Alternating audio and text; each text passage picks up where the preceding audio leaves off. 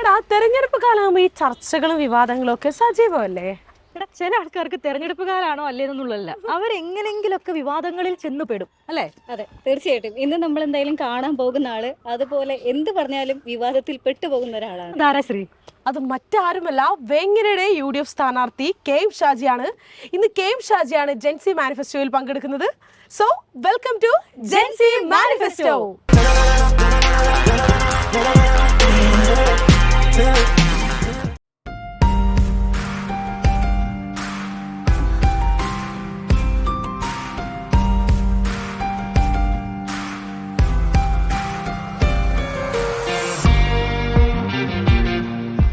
അപ്പൊ ഇനി അത് കുറച്ച് ദിവസങ്ങൾ മാത്രമേ തെരഞ്ഞെടുപ്പിനായിട്ട് നമ്മുടെ മുമ്പിലുള്ളൂ. എന്തായി കാര്യങ്ങളൊക്കെ, പ്രചാരണമൊക്കെ എങ്ങനെ പോകുന്നു? പ്രചാരണങ്ങൾ ഉഷാറായിട്ട് പോണ്.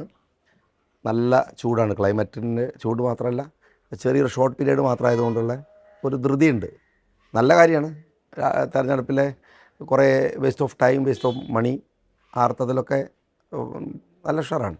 നന്നായി പോകും, സ്പീഡാക്കി പോകും. പുതിയൊരു സ്ഥലത്തോട്ടാണ് ഇറങ്ങിയിരിക്കുന്നത്. അപ്പൊ നേരത്തെ ആണെങ്കിൽ കാസർഗോഡ് കുറെ പേരൊക്കെ കേട്ടിട്ടുണ്ടായിരുന്നു. അപ്പൊ വേങ്ങര, എന്തുകൊണ്ട് വേങ്ങര എന്ന് ചോദിച്ചു കഴിഞ്ഞാൽ എന്ത് പറയും? ലീഡർഷിപ്പ് പറഞ്ഞു അനുസരിച്ചു, അത്ര മാത്രമേ ഉള്ളൂ. അതിനകത്ത് വേറെ ഒരു സാധനമില്ല. ഇപ്പോൾ നമുക്കറിയാം, കഴിഞ്ഞ തവണ വേങ്ങരയിൽ വലിയ ഭൂരിപക്ഷം നേടിയതായിരുന്നു കുഞ്ഞാലിക്കുട്ടി. അപ്പോൾ അതുകൊണ്ട് ഉത്തരവാദിത്വം ഒന്നുകൂടി കൂടുന്നില്ലേ? അപ്പോൾ ഒരു വിജയപ്രതീക്ഷയും കൂടി എങ്ങനെയാണ്? എനിക്ക് ഈ വിജയപ്രതീക്ഷ എന്നുള്ള കാര്യം, പിന്നെ തെരഞ്ഞെടുപ്പിൽ മത്സരിക്കുമ്പോൾ 2 സ്ഥാനാർത്ഥിയും അല്ല 3 വിജയപ്രതീക്ഷയിൽ നിൽക്കണം എന്നാണ് എൻ്റെ ഒരു അഭിപ്രായം. ഭൂരിപക്ഷം എന്ന് പറയുന്ന ഒരു സാധനത്തിലേ നമ്മളിങ്ങനെ എന്താ പറയുക, അതിന് വേണ്ടിയിട്ടുള്ള മത്സരം എന്നത് ഒരു ജനാധിപത്യ വിരുദ്ധമാണ് എൻ്റെ അഭിപ്രായത്തിൽ. അവസാനത്തെ ആളും ഇപ്പോൾ എതിർഭാഗത്ത് നിൽക്കുന്ന, പിന്നെ എതിർഭാഗത്തെന്ന് പറഞ്ഞുകൂടാ, പിന്നെ എന്താണ് മറുഭാഗത്ത് നിൽക്കുന്ന സഭാടക്കം പിന്നെ എനിക്ക് വോട്ട് ചെയ്യണം എന്ന് എൻ്റെ ആഗ്രഹം. കാരണം എന്താ വെച്ചാൽ, ഞാൻ പറയണത് അയാൾക്കൂടെ കൺവിൻസ്ഡ് ആവണം. 50,000 ആളുകൾ എനിക്കെതിരെ വോട്ട് ചെയ്താൽ അതെന്തുകൊണ്ട് എന്നതാണ് പിന്നെ ഞാനിവിടെ നിൽക്കുന്ന 5 കൊല്ലം എന്നെ അലട്ടേണ്ട കാര്യം എന്നാണ് ഞാൻ വിചാരിക്കുന്നത്. ഇപ്പോൾ സാറ് എന്നെ പറഞ്ഞു എല്ലാവരും തനിക്ക് വോട്ട് ചെയ്യണം, അതെല്ലാ സ്ഥാനാർത്ഥികളും അങ്ങനെ തന്നെ വിചാരിക്കണം, അതാണ് നമ്മുടെ വിജയത്തിലേക്കുള്ളൊരു പടി എന്ന് പറയുന്നത്. അപ്പോൾ വേങ്ങരയിലേക്ക് സാറ് വരികയാണെങ്കിൽ എന്തൊക്കെ കാര്യങ്ങൾ ഈ ജനങ്ങളോട് പറയാണ്, ഞാൻ നിങ്ങൾക്ക് വേണ്ടി, ഞാൻ നിങ്ങളുടെ കൂടെ നിൽക്കും, എന്തൊക്കെ കാര്യങ്ങൾ ചെയ്ത് ഞാൻ നിങ്ങളുടെ കൂടെ നിൽക്കും എന്ന് പറഞ്ഞാൽ അതെന്തൊക്കെയാണ്? കുഞ്ഞാലിക്കുട്ടി സാർ ചെയ്ത കുറേ കാര്യങ്ങളുണ്ട്. അതിന്റെ തുടർച്ചയായിട്ടാണോ അതോ പുതിയ എന്തെങ്കിലും പ്ലാൻസ് ഉണ്ട്? ഡെവലപ്മെൻറ്റ്സ് എന്ന് പറയുന്നത് ഇൻഫ്രാസ്ട്രക്ചറൽ അല്ല എന്നാണ് ഞാൻ വിചാരിക്കുന്നത്. നിങ്ങൾ ചോദിച്ചില്ലേ കൂടെ ഉണ്ടാവുമെന്ന് വെച്ചില്ലേ? കൂടെ ഉണ്ടാവുക എന്ന് പറയുന്നത് ഒരാൾക്കൊരു താങ്ങായിട്ട്, ഒരു തണലായിട്ട്, അവർക്ക് വീഴാൻ നേരത്ത് പിടിക്കാവുന്നൊരു ചെറിയൊരു കമ്പായിട്ട് നമ്മൾ ലാസ്റ്റ് കോള്, ഫസ്റ്റൊന്നും വേണ്ട, ലാസ്റ്റ് കോൾ വിളിച്ചാൽ എന്തെങ്കിലും അവിടെ നിന്ന് ഒരു പ്രതീക്ഷ ഉണ്ടെന്ന് പറയാവുന്ന തരത്തിലുള്ള ഒരു അകലത്തിൽ നമ്മളെപ്പോഴും ഉണ്ടാവുക എന്നുള്ളതാണ് സോഷ്യൽ സെക്യൂരിറ്റി എന്ന് പറയും, സാമൂഹ്യമായൊരു സുരക്ഷ. അതാണ് ഏറ്റവും നല്ല ഡെവലപ്മെൻറ്റ്സ്, ഇൻഫ്രാസ്ട്രക്ചറിനേക്കാൾ കൂടുതൽ. എന്ന് വെച്ചാൽ GDP അല്ല, ഹാപ്പിനെസ്സാണ് ഇൻഡെക്സ് ആവേണ്ടത്. ഇപ്പോൾ പൊതുവിലുള്ള രാജ്യങ്ങളൊക്കെ തന്നെ GDP വെച്ചിട്ടാണ് നല്ല രാജ്യം എന്നൊക്കെ പറയണം. GDP അല്ല, ഹാപ്പിനെസ് ആയിരിക്കും. ഹാപ്പിനെസ് ആവണമെങ്കിൽ സോഷ്യൽ സുരക്ഷ ഉണ്ടാവണം. ഇൻഫ്രാസ്ട്രക്ചറലായിട്ട് വലിയ കെട്ടിടങ്ങൾ, പാലം, റോഡ്, അതുകൊണ്ടൊന്നും മനുഷ്യൻ ഹാപ്പി ആവുമെന്ന് ഞാൻ വിചാരിക്കണില്ല. മനുഷ്യന് സൗകര്യങ്ങളുണ്ടാവും. സൗകര്യം ഈസ് നോട്ട് ഹാപ്പിനെസ്. അപ്പോൾ ആ സൗകര്യവും വികസനവും എല്ലാം ഒത്തിണക്കിയ ജനങ്ങളോടൊപ്പം ചേർന്ന് പ്രവർത്തിക്കുന്ന അതാണ് അങ്ങനെ ആവണമെന്നല്ല. റീസെന്റ് ആയിട്ടുണ്ടായ ഒരു കാര്യം എന്നൊക്കെ പറഞ്ഞു കഴിഞ്ഞാൽ, ഇപ്പോൾ വനിതാ ലീഗിൽ നിന്ന് മുർബിന റഷീദ് രാജിവെച്ച് പോകുന്നു, ഫാത്തിമ തഹ്ലിയയ്ക്ക് എതിരായിട്ട് കുറെ കാര്യങ്ങൾ പറയുന്നു. ശരിക്കും പറഞ്ഞു കഴിഞ്ഞാൽ അവർ പറയുന്നതിനകത്ത് എന്തെങ്കിലും ഒരു കാര്യമുള്ളതായിട്ട് തോന്നിയിട്ടുണ്ടോ? അല്ല, അവർ പറയുന്നതിലും കാര്യം ഉണ്ടാവാം, പാർട്ടി പണിതിലും കാര്യം ഉണ്ടാവാം. അങ്ങനെ അത് ഇമോഷണലായിട്ട് നമ്മൾ സംസാരിക്കുന്ന സമയത്തേ കാര്യമല്ലാതായി പോകുന്നുള്ള പ്രശ്നം. അവർക്ക് പറയാവുന്ന, ഇപ്പോൾ പാർട്ടിയിൽ അവർ പറയുന്നത് ഒട്ടും കാര്യമല്ലാത്തതും പാർട്ടി എടുത്തത് 100% കാര്യവുമാകണമെന്നില്ല. ദാറ്റ് മീൻസ് നമ്മൾക്ക് ഒരു പ്ലാറ്റ്ഫോമിൽ ഇരുന്നിട്ട് പരസ്പരം ഡിസ്കസ് ചെയ്ത് തീരുമാനങ്ങൾ വരുമ്പോൾ ആ തീരുമാനങ്ങളായിരിക്കണം തീരുമാനം. അവർക്ക് പറ്റിയ മിസ്റ്റേക്ക് എന്താ വെച്ചാൽ, ഇതൊരു തീരുമാനം വന്നതിന് ശേഷം പറയേണ്ട കാര്യമല്ല, തീരുമാനം വരുന്നതിന് മുമ്പ് പാർട്ടി അറിഞ്ഞില്ല എന്ന് പറയുന്ന ഒരു സാഹചര്യം കൂടെ ഉണ്ടല്ലോ. ഒരു ഡിസ്കഷൻ നടന്നിട്ടില്ല, ഞങ്ങളോട് കൂടി ആലോചിച്ചിട്ടില്ല എന്നൊരു നേരത്തെ തന്നെ കുഞ്ഞാലിക്കുട്ടിയോട് ഉൾപ്പെടെ ചോദിച്ചപ്പോൾ ഫാത്തിമ തഹ്ലിയ സ്ഥാനാർത്ഥിയാകില്ല അങ്ങനെയൊക്കെ പറഞ്ഞിരുന്നു. പിന്നെ പെട്ടെന്ന് എന്തുകൊണ്ട് സ്ഥാനാർത്ഥിയാക്കി? കാരണം ആൾ ഓൾറെഡി ഒരു വാർഡ് കൗൺസിലറാണ്. അപ്പോൾ അങ്ങനെ ഒരു കൗൺസിലർ സ്ഥാനത്ത് നിന്ന് പെട്ടെന്നേക്ക് 2 മാസമേ ആയിട്ടുള്ളൂ ഈ തദ്ദേശ തെരഞ്ഞെടുപ്പ് കഴിഞ്ഞിട്ട്. അപ്പോൾ പെട്ടെന്ന് എന്തിന് ഇത്തരത്തിലൊരു നിയമസഭാ തെരഞ്ഞെടുപ്പിലേക്ക് ഒരു സ്ഥാനാർത്ഥിത്വം എന്ന് ചോദിച്ചാൽ അത് ഒരു വാല്യൂബിൾ ആയിട്ടുള്ള ഒരു ചോദ്യമല്ലേ? ചോദ്യത്തിന് വാല്യൂ ഉണ്ടാവും. ഉണ്ടാവാം. പക്ഷേ പാർട്ടിയിൽ അവസാന ഘട്ടത്തിൽ ഒരു വിന്നബിലിറ്റിയാണ്. ഇപ്പോൾ പാർട്ടിക്കാരിയാവുക, രണ്ടാമത് വിന്നബിലിറ്റിയാണ്. അവസാനത്തെ തീരുമാനം ലീഗിൻ്റെ ലീഡർഷിപ്പിന് വിടുന്നത് അല്ലെങ്കിൽ തങ്ങൾക്ക് വിടുന്നത് വിന്നബിലിറ്റിയെ ഒരു ഘടകമാക്കാനാണ്. ഇപ്പോൾ ഞാൻ പറയാ പിന്നെ നൂർബിന റഷീദിനെ മത്സരിപ്പിച്ചതല്ലേ 2 ടൈംസ്. അപ്പോൾ പുതിയ ആളുകളെ പരീക്ഷിക്കാൻ പാടില്ല എന്ന് പറയുന്നത് ശരിയല്ല. ആ പുതിയ ആളുകൾ അവർ പറയുന്ന ആളാവണം എന്ന് പറയണതും ശരിയല്ല. പക്ഷെ ഇന്നലെ അവർ പറഞ്ഞ വേറൊരു കാര്യം എന്താ വെച്ചാൽ ലീഗ് അല്ലെങ്കിൽ ഈ ഇടയായിട്ട് ഒരു കൃത്രിമമായ ഒരു മതേതരത്വം കൊണ്ടുവരുന്നു. അത് നമ്മുടെ കൂത്തുപറമ്പിലെ സ്ഥാനാർത്ഥിയായിരിക്കും, സ്വാഭാവികമായിട്ട് അത് തന്നെ ഉദ്ദേശിച്ചെന്ന് നമുക്ക് കേൾക്കുന്നവർക്ക് മനസ്സിലാകും. അപ്പോൾ അങ്ങനെ ഒരു കൃത്രിമമായ മതേതരത്വം എന്നൊരു വാക്കിന് പ്രസക്തി ഉണ്ടോ? ഈ കൃത്രിമമായ മതേതരത്വം ഉണ്ടാക്കേണ്ട ഒരു പാർട്ടിയല്ല മുസ്ലിം ലീഗ്. അങ്ങനെയാണെങ്കിൽ ആദ്യം മുസ്ലിം ലീഗ് എന്നുള്ള പേര് മാറ്റിയിട്ട് ഷോ കാണിക്കണം. ഞങ്ങളിതാ മുസ്ലിം പേരൊക്കെ മാറ്റി. ഇതൊരു മൈനോറിറ്റി പാർട്ടിയാണ് എന്ന് വെച്ചാൽ സാമുദായിക പാർട്ടിയാണ്. അതിപ്പോൾ പിന്നെ അതിനൊരു റൈറ്റ് ഭരണഘടന കൊടുക്കുന്നുണ്ട് സാമുദായിക പാർട്ടികൾക്ക്. സാമുദായിക പാർട്ടികൾക്ക് ലിമിറ്റേഷൻസും ഉണ്ട്. അങ്ങനെ വേറൊരു സമുദായവുമായിട്ടുള്ള തർക്കത്തിലേക്കോ കുഴപ്പത്തിലേക്കോ പോകാതെ ആ കമ്മ്യൂണിറ്റിക്ക് മാത്രം ജനസംഖ്യാനുപാതികമായ അവകാശങ്ങൾ. അതിലിപ്പം 10% ഉണ്ടെങ്കിൽ 10%-ലധികം 100 പേരെടുക്കുമ്പോൾ 10 പേരെന്നല്ലാതെ 11 പേരെന്ന് പറയാനുള്ള റൈറ്റ് ഇല്ലാത്ത വിധം ഭരണഘടനാപരമായ ഒരു സാമുദായിക പാർട്ടിയാണ്. അപ്പോൾ ലീഗിന് മതേതരത്വവും കപട മതേതരത്വമൊക്കെ കാണിക്കണമെങ്കിൽ ഏറ്റവും നല്ലത് മുസ്ലിം ലീഗ് എന്നുള്ള പേരങ്ങ് മാറ്റി കളയുക. എന്നിട്ട് വല്ല മൈനോറിറ്റി ലീഗെന്നോ അങ്ങനെ ആക്കിയാൽ ബെസ്റ്റ്. ഇപ്പോൾ അതോടെ ഒരു കാര്യം കൂടി ചോദിക്കാം. കാരണം ലീഗ് ഇത്തവണ ഏറ്റവും കൂടുതൽ എല്ലാവരും പറഞ്ഞ ചരിത്രത്തിൽ ആദ്യമായിട്ട് ലീഗ് 2 വനിതാ സ്ഥാനാർത്ഥികളെ നിർത്തുക എന്നുള്ളത് ഒരു ചരിത്രപരമായ തീരുമാനം തന്നെയാണ്. അത് 2 സ്ഥാനാർത്ഥികളെയും നമ്മൾ കണ്ടു. അപ്പോൾ അപ്പോഴും പറയുന്നത് ആ ഒരു തീരുമാനം കുറച്ച് വൈകിപ്പോയോ? അല്ല, അത് പറയാം. തീരുമാനങ്ങൾ വൈകിപ്പോയി എന്നൊക്കെ വേണമെങ്കിൽ പറയാം. പക്ഷേ ഇപ്പോഴെങ്കിലും നടന്നല്ലോ എന്നുള്ളതാണ്. വൈകിയതിൽ ഇപ്പോൾ നമുക്ക് ചോദ്യം ചെയ്യാൻ കഴിയില്ല. അപ്പോൾ അതാണ് ഞാൻ പറഞ്ഞത്. വെറുതെ ആവശ്യമില്ലാത്ത കാര്യങ്ങൾ ആലോചിച്ച് ടെൻഷൻ അടിക്കുന്നതിനേക്കാൾ നല്ലത് ഇപ്പം സംഭവിച്ചല്ലോ, ദാറ്റ്സ് ഗുഡ്. അതൊരു 3 ആകാമായിരുന്നു എന്ന് വേണമെങ്കിൽ പറയാം. അങ്ങനെ പറയാം. അല്ലാതെ വൈകിപ്പോയെന്ന് ചോദിച്ചാൽ നേരെ കുറച്ച് വൈകിട്ട് വന്നാൽ ഇപ്പം അറ്റ് പ്രസന്റ് ദാറ്റ്സ് ഗുഡ്. അതുമായി ബന്ധപ്പെട്ട വേറൊരു കാര്യം കൂടെ ചോദിക്കുവാണെങ്കിൽ, അതായത് ഇപ്പൊ അവർ പറഞ്ഞിട്ടുണ്ടായിരുന്നു അവരെ വേദിയിൽ നിന്ന് അബ്ദുൾ സമദ് പൂക്കോട്ടൂരേക്ക് ഇറക്കി വിട്ടൂലേക്ക്, അങ്ങനെ കുറെ കാര്യങ്ങളൊക്കെ പറഞ്ഞിട്ടുണ്ടായിരുന്നു. അപ്പം അതിനകത്ത് സാർ എന്തെങ്കിലും റിയാക്ട് ചെയ്തിട്ടുണ്ടായിരുന്നു? സാധാരണ അത്തരം വിഷയങ്ങളിലൊക്കെ ഇടപെടുന്ന ഒരാളെന്ന രീതിയിൽ. അത്തരം വിഷയങ്ങൾ എന്ന് പറഞ്ഞാൽ ഒരു കുഴപ്പമുള്ള പ്രശ്നം അതാണ് തരിക. ഞാൻ അങ്ങനെ എല്ലാ കുഴപ്പത്തിനും ചാടാറില്ല. ഒന്നാമത് പക്ഷേ ഇപ്പോഴത്തെ ഒരു പ്രശ്നം എന്താ വെച്ചാൽ നമ്മൾ ഈ ഷോർട്ട് ടൈം കൊണ്ട് തന്നെ രാവിലെ എഴുന്നേറ്റ് വൈകുന്നേരം വരെ എൻഗേജാണ് ശരിക്കും പറഞ്ഞാൽ, കിടക്കണത് വരെ. അങ്ങനത്തെ അത്തരം കാര്യങ്ങളിലൊന്നും ഞാൻ അങ്ങനെ നോക്കിയിട്ടില്ല. പുതിയൊരു കോൺസ്റ്റിറ്റ്യുവൻസി വരുമ്പോൾ കോൺസ്റ്റിറ്റ്യുവൻസിയിലെ കാര്യങ്ങൾ പഠിക്കണം, അങ്ങനെ കുറേ പ്രശ്നമുണ്ട്. അതുകൊണ്ട് നോക്കിയിട്ടില്ല. പക്ഷേ ഈ ഒരു തെരഞ്ഞെടുപ്പ് കാലത്ത് ഇത്തരത്തിലൊരു പ്രതികരണം വരുമ്പോൾ അത് ഒരു തെരഞ്ഞെടുപ്പിനെ ബാധിക്കുന്നുണ്ടോ? ഇപ്പോൾ നേതാക്കൾ തമ്മിലുള്ള ഒരു പരസ്യ പ്രതികരണങ്ങളൊക്കെ വരുമ്പോൾ ഇപ്പോൾ നൂർബിനി ആയിക്കോട്ടെ, അല്ലെങ്കിൽ ഇപ്പോൾ നമ്മൾ കോൺഗ്രസിലെ നേതാക്കൾ തന്നെ എടുത്തു കഴിഞ്ഞാൽ പോലും അവരുടെ പരസ്യ പ്രതികരണങ്ങളൊക്കെ തെരഞ്ഞെടുപ്പിനെ വലിയ രീതിയിൽ ബാധിക്കുന്നുണ്ടോ? ജനങ്ങൾ അത് എങ്ങനെയായിരിക്കും എടുക്കുക? അപ്പോൾ ഞാനൊരു ഒറ്റ കാര്യം പറയാം. നമ്മളിപ്പോൾ ചാനലാണ് സംസാരിക്കുന്നത്. ഈ ചാനലിലെ പ്രൈം ടൈം ഡിസ്കഷൻസ് ഉണ്ടല്ലോ, നമ്മൾ കാണുന്ന ഡിസ്കഷൻ, ഏതെങ്കിലും ഒരു ഡിസ്കഷൻ കേട്ടിട്ട് ഏതെങ്കിലും ഒരു പാർട്ടിക്കാരൻ വേറെ പാർട്ടിയിലേക്ക് പോയത് നിങ്ങൾ കേട്ടിട്ടുണ്ട് ഇത്രയും കാലമായിട്ട്? എന്താ സംഭവിക്കുന്നത് അറിയാം. ഇപ്പം ഞാനാണ് ഡിസ്കഷൻ ഇരിക്കുന്നതെങ്കിൽ ലീഗുകാർ അപ്പുറത്തൊരു ഇരിക്കുന്ന സ്വരാജാന്ന് കൂട്ടിക്കോളൂ, അവൻ ഗംഭീരമായിട്ട് എന്നെ കൗണ്ടർ ചെയ്താൽ നമ്മളാൾ എന്താ പറയാമെന്നറിയാം. അവൻ പറഞ്ഞാൽ ശരിയാണെന്നല്ല പറയാം, ഷാജി കുറച്ചുകൂടെ ശ്രദ്ധിച്ചിട്ട് പറയാമായിരുന്നു, ഇന്ന പോയിന്റ് പറയായിരുന്നു എന്ന് പറയാം. എന്ന് വെച്ചാൽ ഒരു പിന്നെ റിസൾട്ട്ലെസ് ആയിട്ടുള്ള ഒരു റിസൾട്ടില്ലാത്ത പിന്നെ എക്സർസൈസുകളുണ്ട് ഈ രാഷ്ട്രീയത്തിൽ. ശരിക്കും പറഞ്ഞാൽ ആളുകളെ അതുകൊണ്ട് ആളുകൾ ഇന്ന് മാറും, അങ്ങോട്ട് ചിന്തിക്കുമെന്ന് ഞാൻ അങ്ങനെ വിചാരിക്കുന്നതിൽ പെട്ട ഒരാളല്ല. പൊതുവേ പുതിയ കുട്ടികൾക്കൊക്കെ ഞാനിവിടെ വന്ന് ഈ കോൺഫറൻസിൽ വന്നപ്പോൾ എനിക്കുണ്ടായിട്ടുള്ള ഫീലിംഗ് എന്താ വെച്ചാൽ ഈ ജെൻസി കുട്ടികളൊക്കെ വളരെ പൊളിറ്റിക്കലൈസ്ഡ് ആണ്, പക്ഷേ കമ്മിറ്റഡ് അല്ല. എങ്ങനെ ഇന്ന കൊടിൻ്റെ കീഴിൽ തന്നെ നിൽക്കണം, ഇന്ന പാർട്ടിയുടെ കൂടെ നിൽക്കണം എന്നുള്ള അഭിപ്രായമൊന്നുമില്ല. പഴയ തലമുറകളെ അപേക്ഷിച്ച് ഭയങ്കരമായിട്ടുള്ള പൊളിറ്റിക്കൽ കമ്മിറ്റ്മെൻറ്റ്സ് അവർക്കുണ്ട്. ചിഹ്നം നോക്കിയിട്ട് മാത്രം വോട്ട് കൊടുത്തു അങ്ങനെയൊന്നും ഇല്ല. അങ്ങനത്തെ ഇപ്പോഴത്തെ കുട്ടികൾക്ക് പഴയ കാലത്ത് ഇപ്പോഴത്തെ കുട്ടികൾക്ക് അതില്ല. കഴിഞ്ഞ കാലങ്ങളിൽ എൻ്റെയൊക്കെ ഒരു സമയത്തുള്ളതിനേക്കാൾ കൂടുതൽ കുട്ടികൾ പൊളിറ്റിക്കലൈസ്ഡ് ആണെന്ന് ഞാൻ വിചാരിക്കുന്നത്. എൻ്റെ തോന്നൽ അങ്ങനെയാണ്. അപ്പോൾ അതുകൊണ്ട് അവരൊന്നും ഇത് അത്ര ഗവനിക്കുമെന്ന് എനിക്ക് തോന്നുന്നില്ല. ഒരു കാര്യം, ഷാജിനെ ഒരു വർഗീയവാദിയാക്കി ചിത്രീകരിക്കാനുള്ള ഒരു ബോധപൂർവമായ ശ്രമം ഉണ്ടെന്ന് തോന്നുന്നുണ്ടോ? അല്ല, ക്യാം ഷാജിൻ്റെ ഭയങ്കര കോൺട്രാഡിക്ഷൻസ് ഉള്ള ലൈഫാണ് ശരിക്കും. ഞാൻ അഴീക്കോട് പോകുമ്പോൾ ഞാനൊരു മുസ്ലിം വിരുദ്ധനായ ആളാണ്. SDP-ക്കെതിരെ സംസാരിച്ച് മുസ്ലിം സംഘടനകൾക്കെതിരെ പറഞ്ഞ് ഇവന് പിന്നെ ഭയങ്കര കുഴപ്പക്കാരാണ്, ഇവൻ കുമ്മനൻ ഷാജിയാണ്, പിന്നെ അങ്ങനെയൊക്കെ പറഞ്ഞ് പിന്നെ അങ്ങനെ കുറേ മുസ്ലിം വർഗീയവാദിയല്ല, മുസ്ലിം വിരുദ്ധനാണ് ഞാൻ. അതിന്നിങ്ങനെ പതുക്കെ മാറി പിന്നെ ഇഞ്ചി ഷാജിയായി. കുറച്ച് രസമുള്ള കാര്യമാണ്, കാരണം കഞ്ചാവായില്ലല്ലോ, ഇഞ്ചിമലല്ലോ ഒന്നും. അപ്പൊ അതൊക്കെ കഴിഞ്ഞ് അതിനോട് കണക്ട് ചെയ്തൊരു കാര്യം ചോദിക്കട്ടെ. താങ്കളുടെ ചില പ്രസംഗങ്ങളാണെങ്കിൽ ഭയങ്കര അഗ്രസീവാണ്, ഭയങ്കര അഗ്രസീവാണ്. അതേ സമയം തന്നെ മറ്റൊരു ലെവലിൽ താങ്കളുടെ സംസാരം കേൾക്കുമ്പോൾ ഭയങ്കരമായിട്ട് എന്താ പറയാ സെക്യുലറിസത്തിനെ പറ്റി വലിയ കാഴ്ചപ്പാടുകളെ പറ്റിയൊക്കെ താങ്കൾ സംസാരിക്കുന്നുണ്ട്. എന്താണ് ഇതിനിങ്ങനെ ഡിഫറൻഷിയേറ്റ് ചെയ്യുന്നത്? എങ്ങനെയാണ് വൈകാരികതയുണ്ടല്ലോ, അത് ബോധപൂർവമാണോ അത് അറിയാണ്ടങ്ങ് വരുന്നതാണോ? അതേ തലച്ചോറിന്ന് നേരെ നാവിലേക്ക് കണക്ഷൻ ഉണ്ടാവുന്നതിൻ്റെ പ്രശ്നമാണ്. പലർക്കും എന്താ വെച്ചാൽ തലച്ചോറിന്ന് ഈ സാധനം ഒരു ഡിപ്ലോമാറ്റിക് സാധനത്തിലിട്ട് ക്ലീൻ ചെയ്തിട്ട് വളരെ ഇതായിട്ട് പുറത്ത് കൊടുക്കും. ഞാൻ നേരിട്ട് കണക്ഷൻ എനിക്ക് അതിന് ഇടയിലാണില്ല. തലച്ചോറ് വൈകാരികമായി എനിക്ക് ഫീൽ ചെയ്യുന്നത് വൈകാരികമായിട്ട് തന്നെ ഞാൻ പറയും. പക്ഷേ എൻ്റെ ഒരു വെല്ലുവിളി അതിനകത്തുണ്ട്.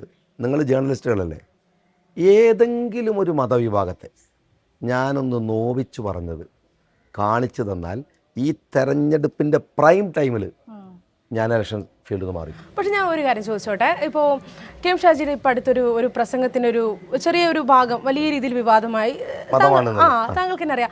അപ്പോൾ ഞാൻ ചോദിക്കണം, ഇപ്പോഴത്തെ ഒരു ജനറേഷനിൽ കുട്ടികൾ ചോദിക്കണം, അത് എന്താണ് ഇയാൾ ഇതിങ്ങനെ പറയുന്നത്, മതമാണ് ഇന്നത്തെ പ്രശ്നം, അപ്പോൾ ഞങ്ങളൊക്കെ മതമല്ല ഞങ്ങളെല്ലാവരും ഒന്നാണെന്ന് പറയുന്നൊരു കാലഘട്ടത്തിൽ പെട്ടെന്ന് കെ എം ഷാജി വന്നിട്ട് മതമാണെന്ന് പറയുമ്പോൾ ഞങ്ങളുടെ ഒരു ജനറേഷനെ വെച്ചിട്ട് ആ ഒരു ഡയലോഗിനെ സാർ ഒന്നുകൂടെ കണക്ട് ചെയ്യുമ്പോൾ അതുമായി ബന്ധപ്പെട്ട് വേറൊരു കാര്യം ഞാൻ കേട്ടത്, എന്തോ CPM-ലോട്ട് ലീഗിന്ന് ആരെങ്കിലും ഒക്കെ CPM-ലോട്ട് പോകുന്നത് അത് ലീഗിന്ന് പോകുന്നതല്ല ദീനിന്ന് പോകുന്നത്. അങ്ങനെ നമ്മൾ അതേ രസം പറയാം.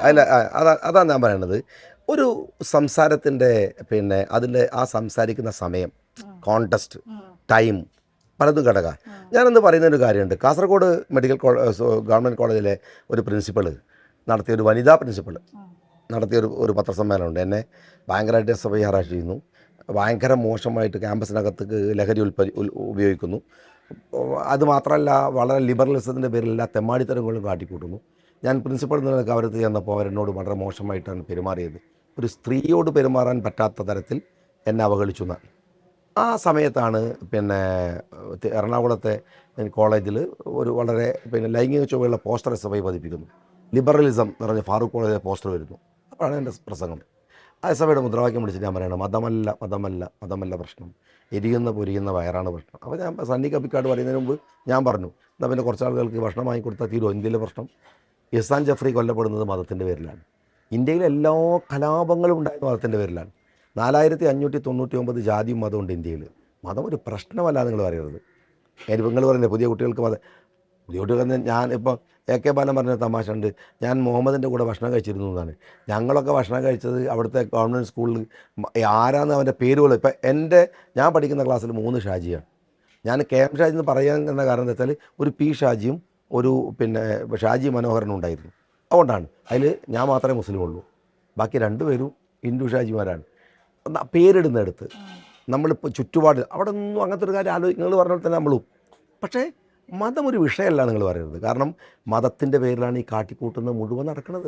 പക്ഷേങ്കിൽ സാർ അന്ന് വിചാരിച്ച രീതിയിലൊരു കോണ്ടെക്സ്റ്റിൽ അത് ആൾക്കാരെടുക്കുക ആ ഡയലോഗ് എത്തിച്ചേർന്നോ? കറക്റ്റ്. കാരണം എന്താ അറിയോ, അതുകൊണ്ടാണ് 4 കൊല്ലം കഴിഞ്ഞപ്പോൾ ആ പ്രസംഗം വീണ്ടും വന്നത്. അല്ലെങ്കിൽ അന്ന് വരണം. ഞാൻ ഉദ്ദേശിച്ചത് പോലെയല്ല അത് കൊണ്ടതെങ്കിൽ അന്ന് എടുക്കണം, പിറ്റേന്ന് എടുക്കണം, അടുത്ത വർഷം എടുക്കണം. ആഫ്റ്റർ 4 years അപ്പോഴാണ് മുഖ്യമന്ത്രി ആ സാധനം റിപ്പീറ്റ് ചെയ്യുന്നത്. ഇപ്പം നമ്മൾ പറഞ്ഞു സാർ പലപ്പോഴും വൈകാരികമായിട്ട് തന്നെ, ഇപ്പോൾ സാറുണ്ട് തലച്ചോറിൽ നിന്ന് ഡയറക്റ്റ് നാവിലേക്ക് വരും. അപ്പോൾ അത്രത്തോളം വൈകാരികമായിട്ട് വരുമ്പോൾ പലപ്പോഴും KM ഷാജിയുടെ പ്രസംഗങ്ങൾ ഇതേപോലെ വിവാദങ്ങളാവുകയാണ്. അപ്പോൾ എന്തെങ്കിലും തങ്ങളോ അല്ലെങ്കിൽ ലീഗ് നേതൃത്വമോ ഒരു പൊടിക്ക് നമുക്കൊന്ന് കുറച്ചാലോ അങ്ങനെ ചോദിക്കാറുണ്ടോ, അല്ലെ പറയാറുണ്ടോ? അല്ല, അവരൊക്കെ വളരെ സൗമ്യമായി നിൽക്കുന്ന അങ്ങനെ പെരുമാറുന്ന ആളുകളാണ്. അപ്പോൾ അവർക്ക് പക്ഷേ എൻ്റെ സിൻസിയറിറ്റി അറിയാം. ഞാൻ എങ്ങനെയാണ് പെരുമാറുന്നത്, എൻ്റെ സർക്കിൾ അവർക്കറിയാം, എൻ്റെ സൗഹൃദ വലയം അവർക്കറിയാം, ഞാൻ എത്രത്തോളം അതിൽ ജെന്യൂനാണെന്ന് അവർക്കറിയാം. അതുകൊണ്ട് ഞാൻ പറഞ്ഞതിൽ കുഴപ്പമുണ്ടാവില്ല എന്ന് അവർക്ക് പ്രഥമ ദൃഷ്ടി അറിയാം. പിന്നൊന്ന് തങ്ങളൊക്കെ സ്വാഭാവികമായിട്ട് പറയും. അപ്പോൾ എനിക്കാകെ പ്രശ്നം വെച്ചാൽ ഈ സൗമ്യന്മാരായ ഇവർക്ക് എന്നെ കൊണ്ടൊരു ബുദ്ധിമുട്ടുണ്ടാവരുതെന്ന് മാത്രമല്ല പറഞ്ഞു. വീട്ടിലൊരു കുട്ടി കുടുംബം വേണം എന്ന് പറയുന്ന പോലെയാണ് താങ്കൾ ഒരു അഗ്രസീവ്നെസ്സിന് ഈ ഡിപ്ലോമാറ്റിക് ആയിട്ടുള്ള ഒരു അങ്ങനെ ഒരാളുണ്ടാവല്ലോ. അതെ, ഒരു ഇച്ചിരി കുട്ടി കുടുംബങ്ങൾ അതാവാം അത് ചിലപ്പോൾ ആവാം. അങ്ങനെ ചിലപ്പോൾ അവരങ്ങനെ കിടന്നോട്ടെ എന്ന് വെക്കുന്നതാവാം. പക്ഷേ ഞാനത് അനുഭവിച്ച ബുദ്ധിമുട്ടുകളും പ്രയാസങ്ങളൊക്കെ വെച്ച് നോക്കിയാൽ ഞാൻ നന്നാവേണ്ടതാണ് ആക്ച്വലി. ഇപ്പം അങ്ങനെയല്ല, ഇപ്പം സാറ് തന്നെ പറഞ്ഞു, ഇപ്പോൾ ആരോപണങ്ങളൊക്കെ വന്നപ്പോൾ ഏറ്റവും KM ഷാജിനൊക്കെ ഒരു സമയത്ത് ഏറ്റവും കൂടുതൽ ട്രോൾ ഇഞ്ചി കൃഷിയാണ്. അപ്പോൾ സാറിന് ഒരിക്കൽ പറഞ്ഞു ഭാഗ്യം DYFIക്കാർ കഞ്ചാവ് തിരഞ്ഞിട്ടൊക്കെ. അപ്പോൾ ഇപ്പോഴും ഇഞ്ചി കൃഷിയൊക്കെ ഉണ്ടോ? ചെറുതായിട്ട് ഇപ്പോഴും കൃഷിയും കാര്യങ്ങളും. വയനാട്ടുകാരനല്ലേ, നമുക്ക് അതൊരു തമാശയാണ് നമുക്ക്. കാരണം കർണാടകയിൽ ഭൂമി എടുക്കും. എൻ്റെ അളിയന്മാർ എൻ്റെ ഫാമിലിയൊക്കെ ഏകദേശം ചെയ്യാം. ഞാൻ പണ്ടൊക്കെ ഞങ്ങൾ ഒരു 10-20 ഏക്കർ എടുത്താൽ അതിനൊരു ടെൻറ്റൊക്കെ കെട്ടി പോയിട്ട് ഭക്ഷണം ഉണ്ടാക്കി കഴിക്കുക, അങ്ങനെയൊക്കെ രസമായിരുന്നു. അതൊരു ഭയങ്കര വരുമാനമുള്ള കേസൊന്നുമല്ല അങ്ങനെ. അപ്പോൾ ചിലപ്പോൾ ലാഭം കിട്ടും. അപ്പൊ ഈ തെരഞ്ഞെടുപ്പിൽ ഉയർന്നു കേട്ട വേറൊരു കാര്യമാണ് SDPIയുടെ വോട്ടുകൾ. അത് വേണോ വേണ്ടേ എന്നുള്ള ഡിസ്കഷനും കാര്യങ്ങളും ഒക്കെ. അപ്പം UDF ഇതിനകത്ത് ഒരു നിലപാട് എടുത്തിട്ടുണ്ട്. ഇപ്പൊ കഴിഞ്ഞ ദിവസം ഞങ്ങൾ PV അൻവറിനെ കണ്ട സമയത്ത് ഇതേ കാര്യം ചോദിച്ചിരുന്നു. അപ്പൊ പുള്ളി പറഞ്ഞതെന്ന് വെച്ച് കഴിഞ്ഞാൽ ഈ പിണറായി സത്തിനെതിരെയുള്ള ആരുടെ വോട്ട് ഞങ്ങൾ സ്വീകരിക്കുന്ന രീതിക്കാണ്. താങ്കളോട് ചോദിക്കുകയാണെന്നുണ്ടെങ്കിൽ, പ്രത്യേകിച്ച് നമ്മൾ നിൽക്കുന്നത് വേങ്ങരയാണ്, അതിന്റെ ഒരു ബാക്ക്ഗ്രൗണ്ട് ഒക്കെ അറിയാമല്ലോ, അപ്പം എന്തായിരിക്കും റിയാക്ഷൻ? അല്ല, എനിക്ക് ഈ വേങ്ങരയിലേക്ക് വന്നപ്പോഴേ കാസർഗോഡ് നിന്ന് കേട്ടു, കണ്ണൂരായിരുന്നു മത്സരിച്ചത്. എനിക്കിങ്ങനെ നമ്മൾ പറ്റ ഒരു ഡൗൺ മത്സരം, ഒരു കഞ്ഞി മത്സരം എന്ന് പറയില്ല, അങ്ങനെ നനഞ്ഞ ഏറുകൊടക്കം എന്നൊക്കെ പറയുന്ന മാതിരി വേങ്ങര അങ്ങനെ വന്ന് ഏതാനും ജയിച്ചു പോകാവുന്ന ഒരു മണ്ഡലം, ഒരു ഉഷാറൊന്നും ഉണ്ടാവില്ല എന്നൊരു ടെൻഷൻ എടുക്കണ്ടായിരുന്നു. ആ ടെൻഷൻ മാറി കിട്ടി. അത്യാവശ്യം ഒരു പ്രൈം സാധനത്തിലേക്ക് വേങ്ങര വന്നു. വേങ്ങര വന്നതിലൊരു രാഷ്ട്രീയമുണ്ട്. ആ രാഷ്ട്രീയം അറിയാതെ CPM ട്രാപ്പ് ചെയ്യപ്പെട്ടതാണ് ഞാൻ മനസ്സിലാക്കുന്നിടത്തോളം. ഏറ്റവും മിനിമം കോമൺ സെൻസ് ഉണ്ടെങ്കിൽ പിന്നെ ഈ മലപ്പുറത്തെ വേങ്ങരയുടെ ചുറ്റുവട്ടത്തുള്ള എല്ലാ കോൺസ്റ്റിറ്റ്യുവൻസിയിലും SDPI മത്സരിക്കുന്ന പിന്നെ കത്രിക ചിഹ്നത്തിലാണ്. അതേ ചിഹ്നം തന്നെ അവരുടെ തലയിൽ വന്ന് വീഴുന്ന അവർ ഒരിക്കലും കരുതിയില്ല. അപ്പോൾ പിന്നെ സ്ഥാനാർത്ഥി പറഞ്ഞതെന്ന് വെച്ചാൽ ഞാൻ ചോദിച്ചത് ബോളായിരുന്നു താൻ. അപ്പോൾ ഈ സൂപ്പർ മാർക്കറ്റ് അല്ലല്ലോ ഈ തെരഞ്ഞെടുപ്പ്, ചോദിച്ച സാധനം കിട്ടൂലല്ലോ, അതിനകത്തൊരു ലിസ്റ്റ് ചെയ്ത സാധനം നമുക്ക് കിട്ടുള്ളൂ. അപ്പോൾ അത് ഒരു CPM-കാരെയും ഫൂളാക്കുന്ന ഒരു വർത്തനാണ് അയാൾ പറഞ്ഞത്. അപ്രതീക്ഷിതമായിട്ടുള്ള കാര്യമായിരിക്കില്ല, അത് അങ്ങനെ ഉള്ളിലുള്ളത് കൊണ്ട്. അപ്രതീക്ഷിതമായിട്ടുള്ള കാര്യമല്ലെന്ന് അവർ പറഞ്ഞോട്ടെ, ഞങ്ങളതിനെ പറയുന്നത് അതല്ല മാറ്റ ഞങ്ങൾ. അതെ, തന്ത്രമല്ല, റിയാലിറ്റിയാണ്. കാരണം എന്താ വെച്ചാൽ അപ്രതീക്ഷിതമായത് എന്ന് ഞങ്ങൾ വിചാരിക്കണോ? SDPIയുടെ പിന്തുണയോട് മത്സരിക്കുന്ന ഒരാൾ അങ്ങനെ ചെയ്തു എന്ന് ഞങ്ങൾ വിചാരിക്കണോ? ഏതാ രാഷ്ട്രീയം? ഒരു പ്ലാൻ ചെയ്ത് വാങ്ങി എന്ന് പറയുന്നതാണ് രാഷ്ട്രീയം. ഞാൻ പറയുന്നത് CPM ചെയ്തു ഞാൻ പറയണില്ല കേട്ടോ. CPM-ന് പണി, CPM-ന് സഭാവിനും SDPക്കാർ പണി കൊടുത്താണ്. അല്ലെങ്കിൽ അങ്ങനെ അബദ്ധത്തിൽ ഒരിക്കലും വീഴില്ലായിരുന്നു. പിന്നെ അവർക്കൊരു റിസ്ക്കും ഇല്ല. കാരണം വേങ്ങരയാണ്, പരമാവധി സഭാവിൻ്റെ പൈസ അടിച്ചു മാറ്റി അങ്ങനെ ഒരു തെരഞ്ഞെടുപ്പ് കൊണ്ടു നടക്കാമെന്നല്ലാതെ അവർക്കതിനകത്ത് വേങ്ങരയിൽ അത്ര വലിയ രാഷ്ട്രീയം പോലും പറയണില്ല. പക്ഷേ ഈ SDPI വിഷയത്തിലേ AK ബാലൻ പറഞ്ഞൊരു കാര്യമാണ്, ഞങ്ങൾ SDPIക്കാരെ നന്നാക്കാനുള്ള അത് നല്ല കാര്യം. ഈ ദുർഗുണ പരിഹാര പാഠശാലയാണ് പിന്നെ വേങ്ങര എന്ന് പറഞ്ഞത്. SDPനെ നന്നാക്കാൻ വേണ്ടിയിട്ട് അവരുടെ കത്രികയൊക്കെ അവർക്ക് തന്നെ കൊടുത്ത്, കുട്ടികളെ കാര്യമുണ്ടല്ലോ പതുക്കെ കൊടുത്ത് വാങ്ങൽ. അപ്പോൾ അവർക്ക് തന്നെ ഈ ഡ്രഗ് അഡിക്റ്റായ ആളുകളെ പിന്നെ എന്താ ചെയ്യുക വെച്ചാൽ ആദ്യം ഹൈ ഡോസ് ഡ്രഗ്സ് കൊടുക്കും, എന്നിട്ട് കുറച്ച് കൊണ്ടുവരും. അപ്പോൾ ഇപ്പോൾ കത്തിയും ബോംബൊക്കെ കൊടുത്തിട്ട് പിന്നെ SDPക്കാരെ പതുക്കെ നന്നാക്കുന്ന ദുർഗുണ പരിഹാര പാഠശാലയാണ്. താങ്കളൊരു ഒപ്പീനിയൻ എങ്ങനെയാണ്? SDPI, ജമാഅത്തെ ഇസ്ലാമി ഈ രണ്ട് ഒരു വിവാദം നിൽക്കുന്നുണ്ടല്ലോ, താങ്കളൊരു ഒപ്പീനിയൻ എങ്ങനെയാണ്? യൂത്ത് ലീഗിന്റെ സംസ്ഥാന പ്രസിഡന്റ് ആയിരിക്കുന്ന സമയത്താണ് ഞാൻ അഴീക്കോട് മത്സരിക്കുന്നത്. ആ സമയത്താണ് ഞാൻ പറഞ്ഞത്, ചില സന്ദർഭങ്ങൾ ഇതിനകത്തൊക്കെ ഉണ്ട്. അന്ന് 1-2 പേര് കൊല്ലപ്പെടുന്നു. അങ്ങനെ ഒരു സമയത്ത് ഞാൻ എന്നെ മത്സരിക്കാൻ കൊണ്ടുപോയി ആക്കുമ്പോൾ ഞാൻ വളരെ ഇതൊക്കെ മറന്ന്, തെരഞ്ഞെടുപ്പാണല്ലോ, വോട്ട് വേണമല്ലോ എന്ന് കരുതിയിട്ട് അതുവരെ പറഞ്ഞ കാര്യങ്ങളെ നമ്മളങ്ങ് മറക്കും. അപ്പോൾ ഞാൻ ഹൈദരലി തങ്ങളാണെന്ന് പ്രസിഡന്റ്, ഞാൻ തങ്ങളോട് പറഞ്ഞു ഞാൻ അവരുമായിട്ട് ഫൈറ്റ് ചെയ്തിട്ട് പോകാൻ ഞാൻ തീരുമാനിക്കുന്നത്. അഴീക്കോടല്ലേ, ജയിക്കട്ടെ, അതൊന്നും വേറെ കാര്യമൊന്നുമില്ല. അപ്പോൾ തങ്ങൾ പറഞ്ഞു ഷാജി, അപ്പോൾ ഞാൻ വേറെ മണ്ഡലത്തിനൊന്നും ബാധിക്കാൻ പോകുന്നില്ല, ഞാൻ ആ നിലപാടെടുക്കാൻ പോവാണ്, തങ്ങൾ സമ്മതം തന്നു. അങ്ങനെയാണ് ഞാൻ SDPയുടെ ഒക്കെ വോട്ട് വേണ്ട എന്നുള്ള പ്രഖ്യാപനം, ജമാഅത്തിൻ്റെ ഒന്നും വോട്ട് വേണ്ട, RSS വോട്ട് വേണ്ട പ്രഖ്യാപനം ഉണ്ടാകുന്നത്. രാഷ്ട്രീയ സാഹചര്യങ്ങൾ ഒരുപാട് മാറി. പിന്നീട് ഇന്ത്യയുടെ പൊളിറ്റിക്സിൻ്റെ സ്റ്റൈല് മാറുന്നു. 2011 ശേഷം BJP ഒരു വലിയ പിന്നെ ഫോഴ്സായിട്ട് ഇന്ത്യയിലേക്ക് വരുന്നു. അപ്പോൾ ഫാഷിസം ഒരു മുഖ്യ ശത്രുവാകുന്നു. പിന്നെ അങ്ങനെയൊക്കെ വരുന്ന പശ്ചാത്തലത്തിൽ പിന്നെ വേട്ടക്കാരനാകുകയും വേട്ടക്കാരനെ ഇരയാവുകയൊക്കെ ചെയ്യുന്ന വളരെ പിന്നെ വ്യത്യാസങ്ങൾ ഇന്ത്യയിൽ വന്നു. ആ പശ്ചാത്തലത്തിൽ ആ പഴയ നിലപാട് സ്വീകരിച്ച് പോകാനല്ല ശരിയെന്ന് എൻ്റെ ബോധ്യമാണ്. നിങ്ങൾക്ക് വേണേൽ തർക്കിക്കാം, അങ്ങനെ വിചാരിച്ചു. അതുകൊണ്ട് ഈ വോട്ട് വേണ്ട എന്നൊക്കെ പറയുന്ന സമീപനം, ഇപ്പം ഞാൻ ലീഗിൻ്റെ സംസ്ഥാന സെക്രട്ടറിയാണ്. ഞാൻ അങ്ങനെ ഒരു സ്റ്റേറ്റ്മെൻറ്റ് കൊടുക്കുമ്പോൾ എൻ്റെ സ്റ്റേറ്റ്മെൻറ്റുകൾ മുസ്ലിം ലീഗിലെ ഏതെങ്കിലും ഒരു കാൻഡിഡേറ്റിനെ അല്ലെങ്കിൽ മുന്നണിയിൽ ആരെങ്കിലും മത്സരിക്കുന്നവരെ ബാധിക്കുമോ ഇല്ലയോ എന്ന് ആലോചിക്കേണ്ട ഒരു മെച്യൂരിറ്റി എനിക്കുണ്ട്. അതുകൊണ്ട് ഞാൻ ആ തരത്തിൽ ഇവിടെയും പറഞ്ഞിട്ടില്ല. നിങ്ങൾ ഈ പറയുന്ന ഒരു സ്റ്റേറ്റ്മെന്റ് ഞാൻ സാർ, അപ്പോഴും ഒരു കാര്യമുണ്ടല്ലോ, ഈ ഒരു തെരഞ്ഞെടുപ്പ് കാലത്ത് നമ്മൾ ഏറ്റവും കൂടുതൽ കേൾക്കുകയാണ് ഈ ഡീൽ ആരോപണം എന്നുള്ളത്.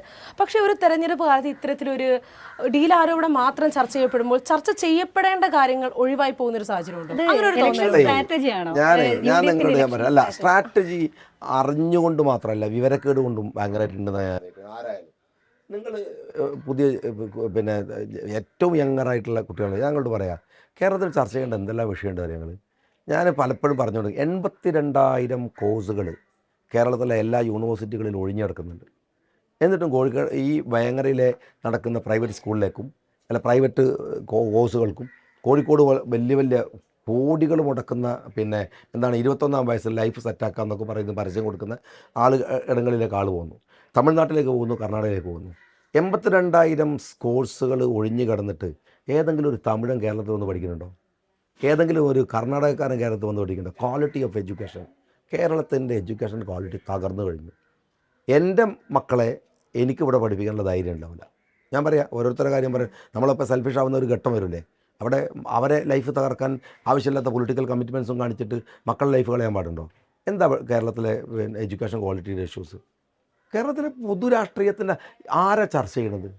ഇവിടെ ഇത്തരത്തിലുള്ള ഡീലും ചർച്ചയാക്കേണ്ടത് ഒരുപക്ഷെ പ്രതിപക്ഷമല്ലേ? എന്തുകൊണ്ടാണ് പ്രതിപക്ഷം ചർച്ചയാക്കുന്നുണ്ടല്ലോ, ആ ചർച്ചയിലേക്ക് അവർ വരുന്നില്ലല്ലോ. പ്രതിപക്ഷം ശരിക്കും പറഞ്ഞു കഴിഞ്ഞാൽ ശരിക്കും ഈ ഭരണവിരുദ്ധത എന്ന് പറയുന്ന സംഭവം, അതുപോലെ തന്നെ ഇത്തരത്തിലുള്ള വീഴ്ചകളൊന്നും ചർച്ച ചെയ്യാൻ തയ്യാറാകുന്നില്ലല്ലോ. പ്രതിപക്ഷം ഈ തെരഞ്ഞെടുപ്പിൽ ആകെ ഉയർത്തുന്ന ഒരേ ഒരു വാദം അത് ഡീലാണ്. അത് ഇടതുപക്ഷത്തിന്റെ ശരിക്കും ആ അടിത്തറയെ കത്തിവെക്കാൻ എന്ന് പറയുന്ന ഒരു നിലപാടാണ് സ്വീകരിച്ചിട്ടുള്ളത്. SDPI ഡീലാണെങ്കിലും RSS ആണെങ്കിലും എല്ലാം ആണെങ്കിലും. അപ്പൊ അത് കാര്യം പറയട്ടെ, പ്രതിപക്ഷ നേതാവ് മുഖ്യമന്ത്രിയെ വെല്ലുവിളിച്ചു, സ്വീകരിച്ചില്ലല്ലോ. ഞാനിവിടുന്ന് കുറേ ദിവസമായി പറയല്ലോ തുടങ്ങി, വെല്ലുവിളിയാണ് അയാൾ. ഞാൻ പൊതുവേ അയാൾ ആ വഴിക്ക് വരുന്നില്ല. അല്ല, ധൈര്യം ഇല്ലാത്ത മാറ്റർലെസ് ആണ്. അവർക്ക് സംസാരിക്കാനില്ല. ഈ കാര്യത്തിൽ എന്ത് സംസാരിക്കും? ഇതാ ഈ റോഡിൻ്റെ അപ്പുറത്താണ് കാലിക്കറ്റ് യൂണിവേഴ്സിറ്റി. പക്ഷേ ഞാൻ ഒരു കാര്യം ചോദിച്ചോട്ടെ, നമ്മൾ ഈ തെരഞ്ഞെടുപ്പിൻ്റെ പല രീതിയിലുള്ള പോസ്റ്ററുകൾ കാണാറുണ്ടല്ലോ. ഇപ്പോൾ LDFൻ്റെ ഒരു പോസ്റ്റർ കാണുമ്പോൾ അവർ വാഗ്ദാനങ്ങളല്ല അവർ ആ പോസ്റ്ററിൽ കാണിച്ചിരിക്കുന്നത്, അവർ ഇതുവരെ നടപ്പിലാക്കിയ കാര്യങ്ങളാണ് അവർ കാണിച്ചിരിക്കുന്നത്. അപ്പോൾ ജനങ്ങൾ പറയുകയാണ്, ഇപ്പോൾ പ്രതിപക്ഷം അവരോട് പറയുക, ഇപ്പോൾ സാറ് തന്നെ പറഞ്ഞല്ലോ, അവരിങ്ങനെ കേരളത്തിൽ ഒരുപാട് പ്രശ്നങ്ങൾ ഉണ്ട് എന്നുള്ളത് പറയുമ്പോൾ അപ്പോൾ ഇത്തരത്തിലുള്ള പോസ്റ്റർ കാണിച്ചുകൊണ്ട് നിങ്ങൾ ഒരു ക്യാമ്പയിൻ നടത്തുക, അത് ഏത് രീതിക്കായിരിക്കും നടത്തുക? ഞങ്ങൾ പറഞ്ഞുകൊണ്ടിരിക്കുന്നുണ്ടല്ലോ, ഞങ്ങളുടെ ഇന്ദിരാഗാന്ധി പദ്ധതികൾ പറഞ്ഞിരിക്കുന്നത്. അതിനകത്ത് ഏറ്റവും പ്രധാനപ്പെട്ട കാര്യം ഞാൻ പറയാം, സ്ത്രീകൾക്ക് ബസ്സിന് പോകാമെന്നുള്ള മാത്രമൊന്നുമല്ല, അതൊരു ഫീൽ ഉണ്ടാക്കുന്ന ഒരു കാര്യമാണ്. രണ്ടാമത്തെ പ്രശ്നം എന്താണെന്ന് വെച്ചാൽ അതിലേറ്റവും പ്രധാനപ്പെട്ടത് ഒരു ഹെൽത്ത് സെക്യൂരിറ്റിയാണ്. ഇപ്പം ഞാൻ നിങ്ങളോട് ചോദിക്കുന്നത്, നമ്മുടെ നാട്ടിലൊരു പാവ ഓട്ടോറിക്ഷക്കാരന് ഒരു ദിവസം വീണ് പോയാൽ, അയാൾക്ക് എന്തെങ്കിലും ഒന്ന് പറ്റിയാൽ അയാളെ കുടുംബം, അയാൾ മരുന്ന് വാങ്ങി കൊടുക്കുന്ന അച്ഛൻ, എല്ലാവരും പട്ടിണിയാവാണ്. സപ്പോർട്ട് ചെയ്യാൻ സിസ്റ്റത്തിൽ എന്താ ഉള്ളത്? ഒരു ഞാൻ ഇവിടുന്ന് 50-ലധികം പ്രവാസികളെ വീട്ടിൽ പോയി കണ്ടു, ഒക്കെ കിടക്കുകയാണ്. കേരളത്തിലെ 2025 ബജറ്റിൻ്റെ അടങ്കൽ തുകയേക്കാൾ കൂടുതൽ പ്രവാസികൾ അയച്ച പണമുണ്ട്. അതിന് സോഷ്യൽ ഡെപ്പോസിറ്റാണിത്. എന്ന് വെച്ചാൽ ഓൾട്ടർനേറ്റീവാണ്. ഗവൺമെൻറ്റിൻ്റെ പണത്തിൻ്റെ സമാന്തരമായ പണം, ഓൾട്ടർനേറ്റീവ് മണി. 30 lakhs ആളുകൾ കേരളത്തിലേക്ക് പണം അയക്കുന്നുണ്ട്. ഇങ്ങനത്തെ ഒരു ആളുകൾ വീണ് പോയാൽ എന്താ മെഡിക്കൽ സെക്യൂരിറ്റി ഉള്ളത്? അപ്പോൾ ഞാൻ ചോദിക്കുന്ന ഒരു ചോദ്യം എന്താ വെച്ചാൽ, അവർക്കുള്ള സെക്യൂരിറ്റിയാണ് UDF പറഞ്ഞിരിക്കുന്നത്. എന്ന് വെച്ചാൽ ഒരു മെഡിക്കൽ സെക്യൂരിറ്റി ഉണ്ടായിരിക്കും ഇനി ഒരു ഓട്ടോറിക്ഷക്കാരന് അല്ലെങ്കിൽ ഒരു സാധാരണ മനുഷ്യന്. അവനെ ഏറ്റവും മിനിമം അവനെ കെയർ ചെയ്യാൻ താങ്ങാൻ ഒരാളുണ്ടെന്നുള്ള ഫീലിംഗ് ഉണ്ടാക്കുന്നതാണ്. പിന്നെ ആരോ ഗവൺമെൻറ് കൊണ്ടുവന്നു എന്ന് പറയാവുന്ന പദ്ധതികൾ, ഒരു പ്രൈം പദ്ധതി നിങ്ങൾ പറഞ്ഞേ. ഞങ്ങൾ വരുമ്പോൾ ഞങ്ങൾ വല്ലാർപാടം പറഞ്ഞു, ഞങ്ങൾ കൊച്ചി മെട്രോ പറഞ്ഞു. കൊച്ചി മെട്രോ വല്ലാർപാടം കണ്ടെയ്നർ പദ്ധതി കൊണ്ടുവന്ന ഗവൺമെൻറ്റാണ് കോക്ലിയർ ഇംപ്ലാന്റേഷൻ കൊണ്ടുവന്നത്. നിങ്ങളറിയാം, കോക്ലിയർ ഇംപ്ലാന്റേഷൻ നടത്തിയിട്ടൊരു കുട്ടീൻ്റെ അവിടെ ഒരു 2 കുട്ടികൾ. ഒരു കുട്ടി NIT ആണ്, NIT പ്രോഡക്റ്റാണ്. ആ കുട്ടിയെ ഉമ്മൻചാണ്ടിയുടെ ഗവൺമെൻറ് കോക്ലിയർ ഇംപ്ലാന്റേഷൻ നടത്തിയാൽ. രണ്ടാമത്തെ കുട്ടിയാരോ ഞങ്ങൾ എയിംസിലാണ്. എയിംസിൽ ഈ ശ്രവണ ഇഷ്യൂ ഉള്ളവർക്ക് ഡോക്ടറാവാൻ പാടില്ല എന്നുള്ള എത്തിക്കലി ഡോക്ടേഴ്സിൻ്റെ നിയമമാണ്. പക്ഷേ ഈ കുട്ടിയുടെ എക്സ്ട്രാ ബ്രില്യൻസ് കണ്ടിട്ട് എയിംസ് അവർക്ക് റിലാക്സേഷൻ കൊടുത്തിട്ട് ആ കുട്ടി ഇപ്പോൾ എയിംസിലെ ഡോക്ടറാണ്. നിങ്ങൾ മനസ്സിലാക്കണം, അത്ര കാലിബറുള്ള കുട്ടികളെ കൊണ്ടുവന്നിട്ട് ആ കോക്ലിയർ ഇംപ്ലാന്റേഷൻ മെയിൻ്റനൻസ് നിന്ന് പോയിട്ട് 2.5 വർഷമായി. ഒരു ഉറുപ്പിക കൊടുത്തിട്ടില്ല അവർക്ക്. എന്ന് വെച്ചാൽ കേട്ടുകൊണ്ടിരിക്കുന്ന കുട്ടി ഒരു സുപ്രഭാതത്തിൽ കേൾവില്ലാതായി പോവാം. അച്ഛനും നമുക്കൊന്നും ചെയ്യാൻ കഴിയില്ല. എത്ര പൈസ വേണം? 4 ലക്ഷം 5 ലക്ഷം ഉറുപ്പിക. ഗവൺമെൻറ്റാണ് ആ പൈസ വരുന്നില്ല. അപ്പോൾ ഇതാ ഗവൺമെൻറ് ചെയ്തുകൊണ്ടിരിക്കുന്ന ആളുകൾക്ക് ഇത് ഫീൽ ചെയ്തുകൊണ്ടിരിക്കുന്നു. നേട്ടങ്ങളെന്ന് പറയുന്നത് വലിയ, അതാ ഞാൻ പണ്ടും നിങ്ങളോട് പറഞ്ഞത്, ഇൻഫ്രാസ്ട്രക്ചറലായിട്ടുള്ള നേട്ടമല്ല, ഒരു മനുഷ്യൻ്റെ സെക്യൂരിറ്റിയാണ് പ്രശ്നം. സെക്യൂരിറ്റി മീൻസ് പ്രൊട്ടക്ഷൻ അല്ല, അവൻ്റെ സംരക്ഷണം. സാർ, ഇപ്പോൾ ഒരു കാര്യം കൂടി, ഇപ്പോൾ ഈ തെരഞ്ഞെടുപ്പിൽ നമ്മൾ ഡീലിന്റെ കാര്യം പറഞ്ഞപ്പോൾ കേട്ടാവുന്ന ഒരു സംഭവമാണ്, ഒരു CPM BJP ഡീൽ ഒരു സൈഡിലൂടെ നടക്കുന്നു, അപ്പുറത്ത് SDPI CPM അല്ലെങ്കിൽ LDF ആ ഒരു ഇത് മറ്റു വശത്തൂടെ നടക്കുന്നു. ശരിക്കും ഇതൊരു കോൺട്രഡിക്ടറി സാധനങ്ങളല്ലേ? രണ്ടും 2 തലത്തിൽ നിൽക്കുന്ന സംഭവങ്ങളല്ലേ? അപ്പൊ ശരിക്കും ഇവരുടെ ഉദ്ദേശം എന്താണെന്നാണ് നിങ്ങൾ വിചാരിക്കുന്നത്? ഇതിൽ ഈ സമാന്തര രേഖ എന്ന് പറയുന്നത് എന്താണ്? നിങ്ങൾ ഈ കോൺട്രാഡിക്ഷൻ പറഞ്ഞല്ലോ, ഒരിക്കലും കൂട്ടിമുട്ടാത്ത രേഖ എന്നല്ല. അടുത്തു പോവുകയും ഒരു രേഖ കൊയിലാണ്ടിയും ഒരു രേഖ കോഴിക്കോട് ആയാൽ അതിന് സമാന്തര രേഖ എന്ന് പറയില്ല. അടുത്തടുത്ത് നിൽക്കുകയും എന്നാൽ കൂട്ടിമുട്ടാതിരിക്കുകയും ചെയ്യുന്നതിനാണ് നമ്മൾ സമാന്തരമായി പോകുന്നതെന്ന് പറയാം. അല്ലാതെ കുറേ ദൂരെ പോകുന്നതല്ല. സമാന്തര രേഖകൾ കൂട്ടിമുട്ടില്ല എന്ന് പറയുന്ന പോലെ തന്നെയുള്ള പ്രശ്നം എന്താ അറിയോ? സമാന്തര രേഖകൾ തമ്മിൽ അകലവും കുറവായിരിക്കും. BJPയും SDPIയും തമ്മിലുണ്ടാകുന്ന ഒരു പ്രശ്നത്തിൻ്റെ ഒരു, നിങ്ങൾ പറഞ്ഞ കോൺട്രാഡിക്ഷൻ അവസാനിക്കുന്നത് എങ്ങനെ അറിയോ? SDPIയുടെ നേതാക്കന്മാരെ മുഴുവൻ അറസ്റ്റ് ചെയ്തിരിക്കുന്നത് BJP ആണ്, NIA ആണ്. അവരാളുകളെ തിരിച്ചു കൊണ്ടുവരാൻ അവർക്ക് BJPയെ സപ്പോർട്ട് വാങ്ങുന്നതല്ല. കാരണം അപകടകരമാണ്. ആ അറസ്റ്റൊന്നും നമ്മൾ എൻജോയ് ചെയ്യുന്ന ആളുകളൊന്നുമല്ല. നമുക്ക് സങ്കടമുണ്ട്, നമുക്കറിയുന്ന ആളുകളൊക്കെ അതിനകത്ത് കിടക്കുന്നുണ്ട്. പക്ഷേ അവർക്ക് തിരിച്ചു കൊണ്ടുവരണം. തിരിച്ചു കൊണ്ടുവരാൻ BJPയെ കൺവീൻസ് ചെയ്യിക്കാൻ പറ്റുന്ന ഒരേ ഒരാൾ, BJPയുടെ സംസ്ഥാന അധ്യക്ഷൻ നമ്മളെ അദ്ദേഹമല്ല, ഒരേ ഒരാൾ, അമിത്ഷായോടും നരേന്ദ്രമോദിയോടും ആത്മബന്ധം പുലർത്തുന്ന ഒരേ ഒരാൾ, അത് പിണറായി വിജയനാണ്. അതുകൊണ്ടാണ് അത് പിണറായി വിജയനാണ്. SDP എന്താ പറയാ ഇടതുപക്ഷത്തിന്റെ സൈലന്റ് ആയിട്ടുള്ള ഘടകകക്ഷിയാണെന്ന് പറയുന്നത്. അതുകൊണ്ടാണ് പറയുന്നത്. അത് പിന്നെ ഈ തെരഞ്ഞെടുപ്പ് രാഷ്ട്രീയത്തിൽ ജയിച്ചു വരൽ മാത്രം എയിമായാൽ അവിടെ BJPയില്ല SDP-യില്ല ഒന്നുമില്ല. അവരൊക്കെ തമ്മിൽ യോജിക്കും. അധികാരം ആളുകൾ അണികൾ വിഡ്ഢികളാവും. അന്തർധാര സജീവമാണെന്ന് കേട്ടില്ലേ? ചില അന്തർധാരകളാണ്. അപ്പൊ ഇപ്പോഴും അത്തരത്തിലുള്ള അന്തർധാരയൊക്കെ കേരളത്തിൽ സജീവമായി തുടരുന്നുണ്ട് എന്ന് തന്നെയാണ് KM ഷാജി പറയുന്നത്. കേരളത്തിൽ നല്ല ഇന്ത്യയിൽ തന്നെ അന്തർധാരകളുണ്ട്. അന്തർധാരകളൊക്കെ പിന്നെ തീർച്ചയായിട്ടും നടക്കുന്നുണ്ട്. ഒരു സംശയ കാര്യത്തിലില്ല. ഓക്കെ സർ, അപ്പോൾ എല്ലാവിധ വിജയാശംസകളും താങ്ക് യു.